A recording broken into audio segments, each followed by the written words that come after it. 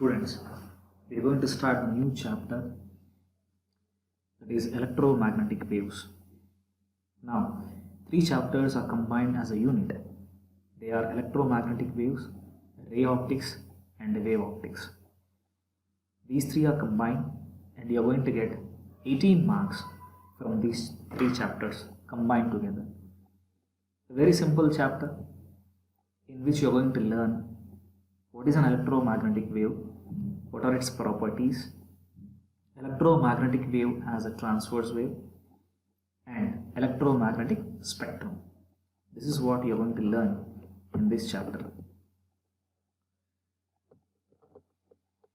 Electromagnetic waves. For a region where there are no charges and conduction current, Faraday's and Ampere's law take the symmetrical form.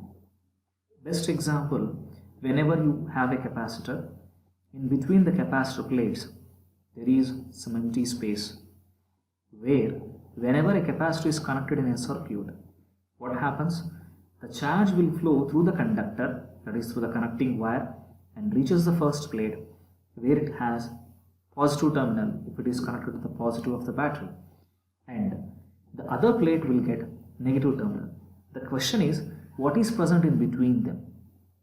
So that is the meaning of where there are no charges and conduction current. The current which is passing through the wire is called as conduction current. Now in between the capacitor plates there are no charges and there is no conduction current. So the Faraday's and Ampere's law take the symmetrical form.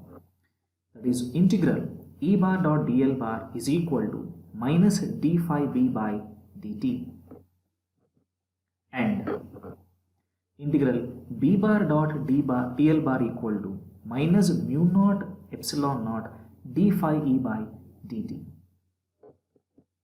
It can also be shown that time varying electric field produces space varying magnetic field, and time varying magnetic field produces space varying electric field with the equations. That is, Jey by Jx is equal to J into Bz by Jt, and Jbz by Jx is equal to minus mu naught epsilon naught Jey by Jt. That means, as they are equal, we are going to substitute here. Electric and magnetic fields are sources to each other. That means electric field can produce magnetic field, whereas magnetic field can also produce electric field. So electromagnetic wave is a wave in which electric and magnetic fields are perpendicular to each other and also perpendicular to the direction of propagation of wave. So this is how you are going to define electromagnetic wave. That means the electric field is perpendicular, magnetic field is also perpendicular, and the direction of propagation is also perpendicular. So all the three will be mutually perpendicular to one another, that is x, y and z axis. Properties of electromagnetic waves. Now if you consider x axis, that is the origin, and that is y, and it is z. Now you can see that both electric field and magnetic field are represented along y and z axis, and the propagation is along x axis. Here E0 and B0 represent maximum electric field and maximum magnetic field. So here they are time varying. Time varying means they are going to change with respect to time. Variations in both electric and magnetic fields occur simultaneously. Therefore, they attain their maxima and minima at the same place and at the same time. That means there is no phase difference between the two, electric and magnetic fields. The direction of electric field and magnetic fields are mutually perpendicular to each other and as well as to the direction of propagation of wave. So all the three are perpendicular to one another. Second property. The electric field vector E and the magnetic field vector B are related by C is equal to E0 by B0, where C is nothing but the velocity of light or speed of light in space. So E0 is the maximum electric field, B0 is the maximum magnetic field. This term is nothing but velocity selector actually.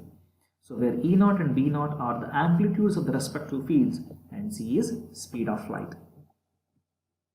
4. The velocity of electromagnetic waves in free space c is equal to 1 by root over mu naught epsilon naught. So the velocity of electromagnetic wave in a material medium is equal to 1 by root over mu epsilon, where mu and epsilon are absolute permeability and absolute permittivity of the material medium. Electromagnetic waves obey the principle of superposition. Electromagnetic waves carry energy as they propagate through space. This energy is divided equally between electric and magnetic fields. Electromagnetic waves can transfer energy as well as momentum to objects placed on their paths. For a discussion of optical effects of EM wave, more significance is given to electric field. Therefore, electric field is called light vector. Electromagnetic waves do not require material medium to travel. That means they can travel through vacuum also. An oscillating charge which has non-zero acceleration can produce electromagnetic waves.